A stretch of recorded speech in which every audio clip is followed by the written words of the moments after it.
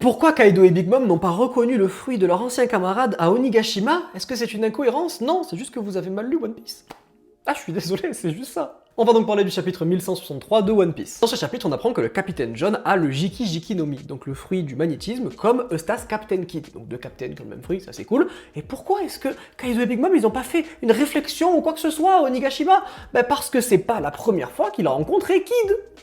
Ça n'aurait eu aucun foutu sens qu'à Onigashima ils disent « Ah bah tiens, t'as le fruit de John » alors qu'ils ont déjà vu Kid et qu'ils ont déjà combattu Kid. Big Mom, si je dis pas de conneries, elle a déjà affronté Kid à un moment donné, je sais plus quand est-ce que c'était. Et pour Kaido, on le sait qu'il a combattu Kid, on le sait que Kid il est allé. Enfin, ils ont déjà vu Stas Captain Kid. Pourquoi vous voulez qu'à Onigashima, quand nous on a vu les choses, eh ben ça se passe et ça se dise le monde de One Piece, il vit sans nous. Le monde de One Piece, il avance sans que nous, on voit les choses. Et là, en l'occurrence, c'est exactement ce qu'il s'est passé. Les personnages qui connaissaient le capitaine John et son fruit du démon et qui ont vu Kid ont dû parler à Kid ou ont dû faire une réflexion ou quelque chose ou tiquer dans leur esprit avant que nous, on voit ces personnages le re-rencontrer.